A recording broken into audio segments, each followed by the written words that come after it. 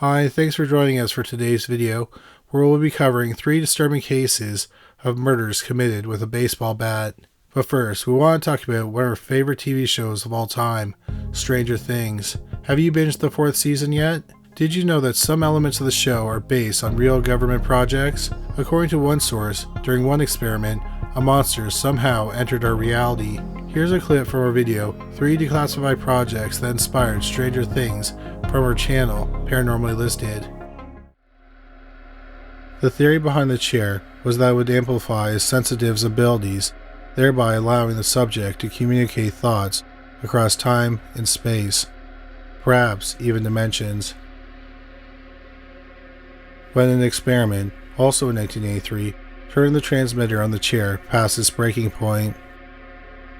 The result, Nichols wrote, was that the subject strapped to the chair accidentally released a monster, either from his unconscious or from another dimension. If you want to watch more of the video, we'll have a link at the end of this video. As for today's video, we're going to talk about a piece of sports equipment that was used to murder someone. And speaking of sports and games, I want to talk about this amazing game I've been playing called Hunting Clash, who is today's sponsor. Hunting Clash is one of the most visually stunning video games I've ever seen on a mobile device. In the game, you take part in one of humanity's most ancient traditions, hunting, but this way you do it from the safety of your own home and no animals get hurt. The game transports you to picturesque locations all over the world where you hunt dozens of different animals. The animals start off easy but become more dangerous as your skills improve. You should check out Hunting Clash and use my special promo code, Criminally Listed, because you'll get a special welcome bonus, which I'll tell you about in a few moments. In this insanely fun game, you improve your skills by upgrading your weapons and training your dog. One of my favorite parts of the game is competing against other hunters in PvP mode. Also, the game never gets boring because they have weekly events that will help you improve your hunting skills. Hunting Clash has beautiful graphics and amazing gameplay. What more could you want in a game? When you download the game, make sure you join my clan, see Listed. Support Criminally Listed by downloading Hunting Clash from the link in the description and use my unique code, Criminally Listed, to get a starter pack for a total value of $15. New players will get 100 gold, 70 skill tokens, and 2 mythical cards. To redeem your gift code, follow these 2 steps. So please check out Hunting Clash because it's a great game and you'll be supporting Criminally Listed in the process. Number 3. Aegophany. Cherry Hill is a township in New Jersey. Although it's New Jersey, it's part of the Philadelphia, Pennsylvania metropolitan area. In 1976, it was home to the Aegophany family. 46-year-old Raymond Aegophany owned a jewelry store in Cherry Hill. He was also president of the Cherry Hill Lions Club. His wife, 51-year-old Ann Aegophany, was a homemaker. She was quiet and often kept to herself. The couple had 2 sons, who were 17 and 11 years old. On March 29, 1976, Raymond claimed he came home at about 2:15 in the afternoon. He said he found the house ransacked. On the living room floor was his 51-year-old wife, who was unconscious. It was clear she had suffered head injuries. An aluminum baseball bat was lying close to her body. Raymond called 911 and Ann was rushed to the hospital. 51-year-old Ann Aegophany was pronounced dead about 30 minutes later. Ann had been struck 6 times on the right side of the head with the bat. She had not been sexually assaulted. The police thought that Ann might have been killed in a commission of a burglary. Their house had been broken into 3 times in the past 4 years. The summer before the murder, one of the neighbors saw some youths trying to break into the family's home.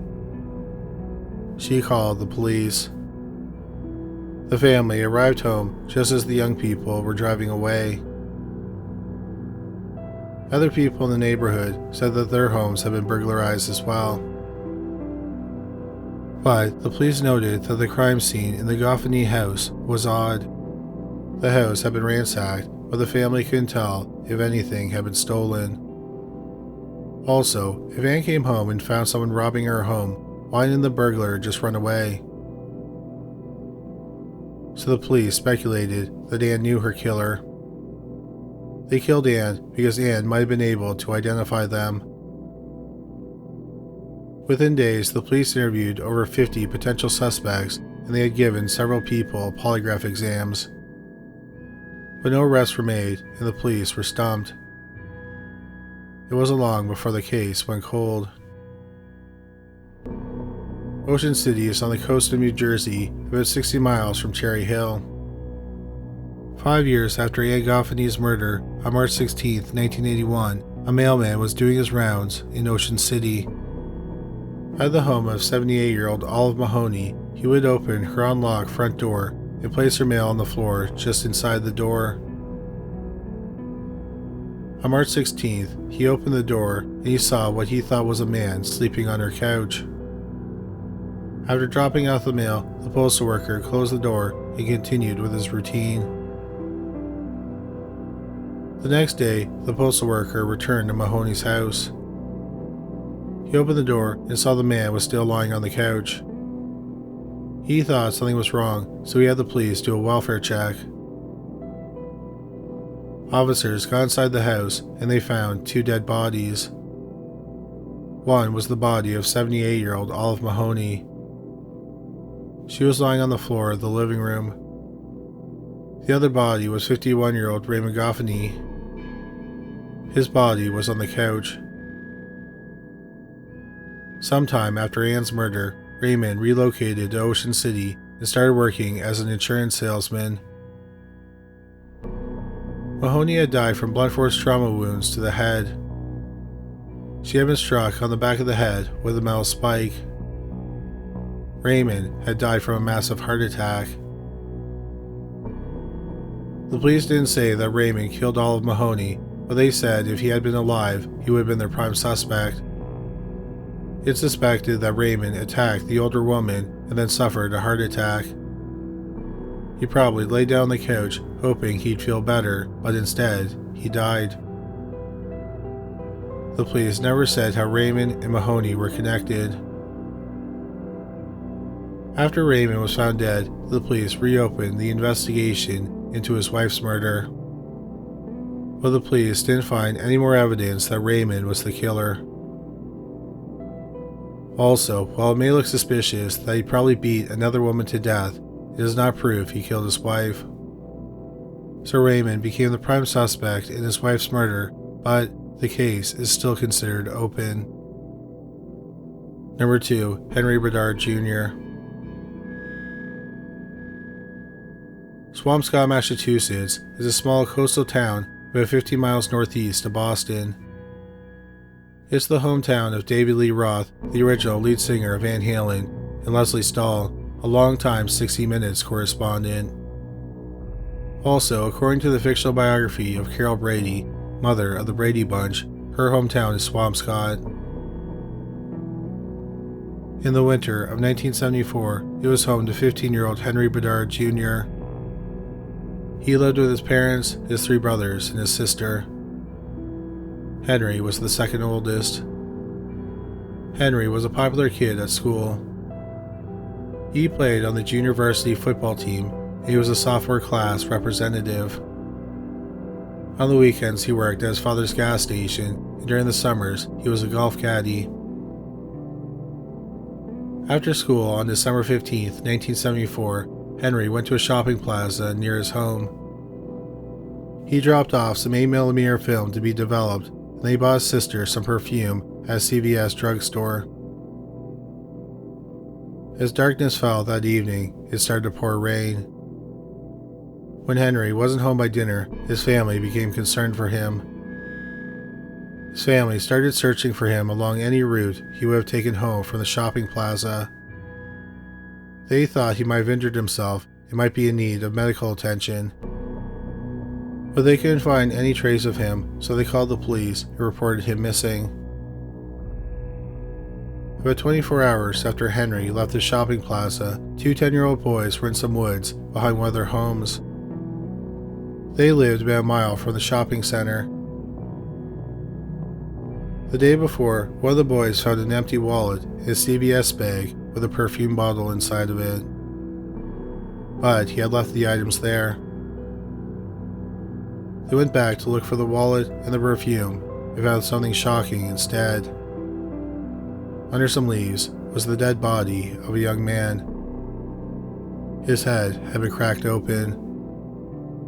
The body was identified as 15-year-old Henry Bedard Jr.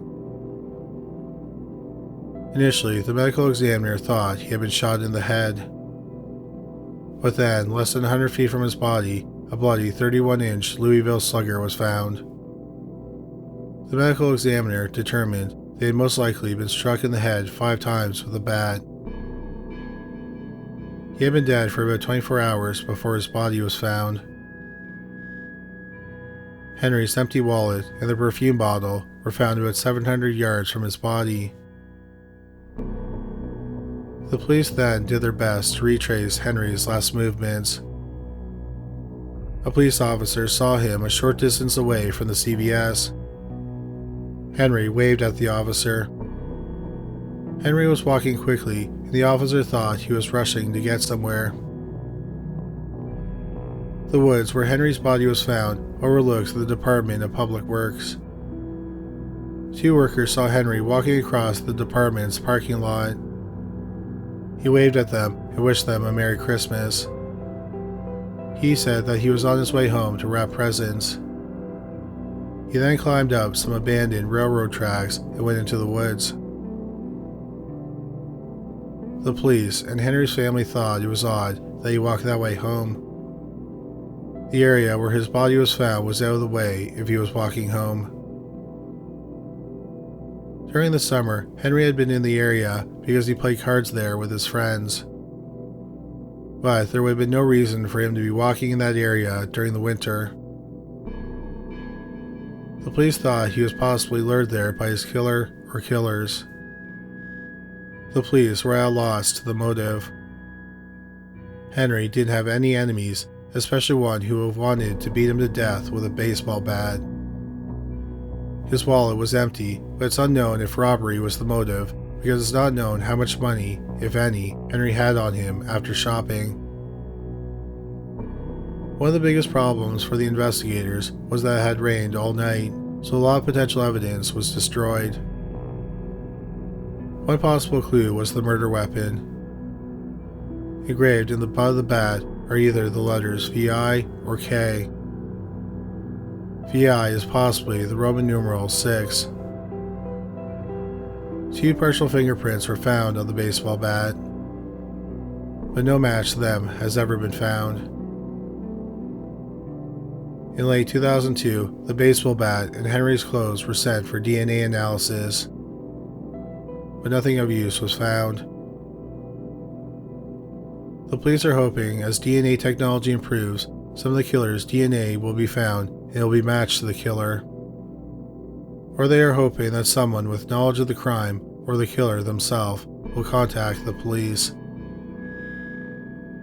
It has been nearly 47 years since 15-year-old Henry Bedard Jr. was beaten to death. His friends and family still hold out hope that the case will be solved.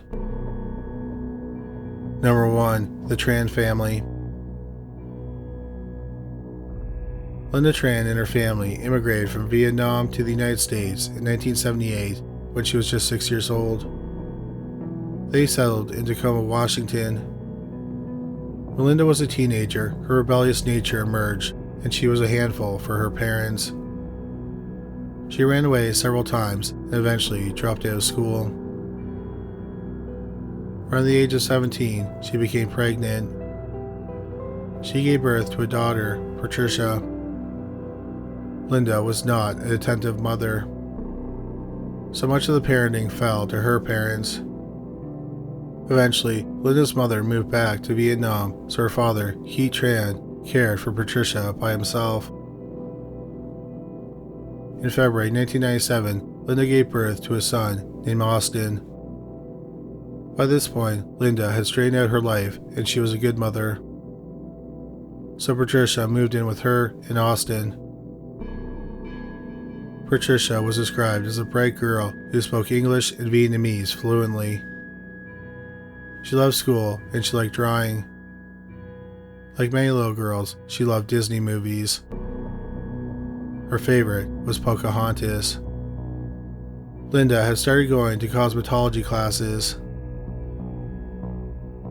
In December 1998, 26-year-old Linda was 7 months pregnant with her third child. After the birth, she planned on working as a beautician. On the evening of December 18, 1998, 26-year-old Linda, 9-year-old Patricia, and 22-month-old Austin stopped by Keith's auto repair shop.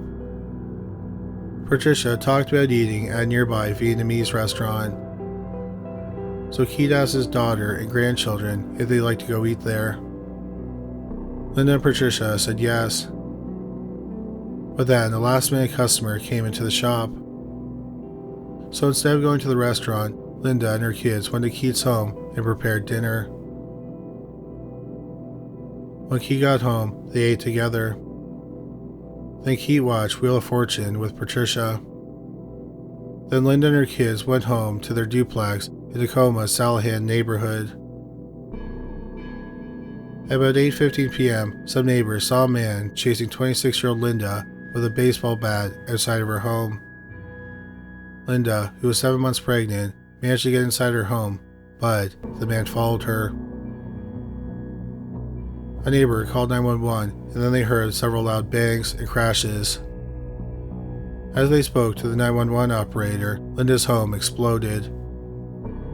The same man who had the bat was seen running from the explosion. First responders arrived on the scene and put out the fire. Inside the home, they found the dead bodies of 26-year-old Linda Tran, 9-year-old Patricia Tran, and 22-month-old Austin Tran. The people living on the other side of the duplex were unharmed.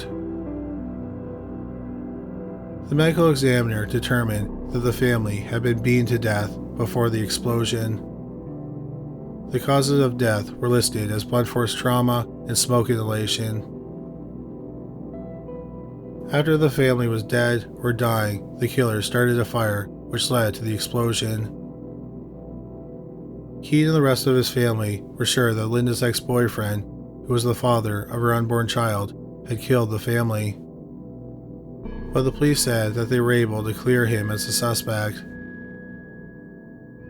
Based on witnesses' descriptions, this sketch was created. The killer was described as either Asian or black with a muscular build.